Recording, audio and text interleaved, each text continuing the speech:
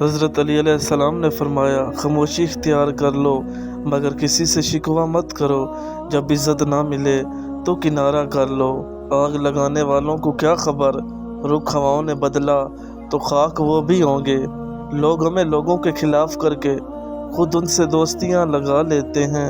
मतलब ना हो तो लोग इज़्ज़त करना भी भूल जाते हैं। लोग तल्ख बातें कहना अपना हक समझते हैं और इन पर फ़ख्र करते हैं, लेकिन दूसरों की तरफ से तल्ख बातें सुनने पर भड़क उठते हैं। सच्चाई हमेशा खामोश रहने वाले इंसान के अंदर ही मिलती है। झूठ बोलने वाले तो हमेशा शोर मचाते हैं।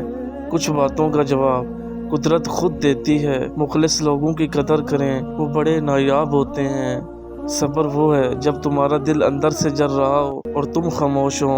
जब अल्लाह किसी इंसान के साथ भलाई का इरादा करता है तो ये एक निशानी ज़ाहिर होती है। अल्लाह उस इंसान को दीन की समझ अता करता है।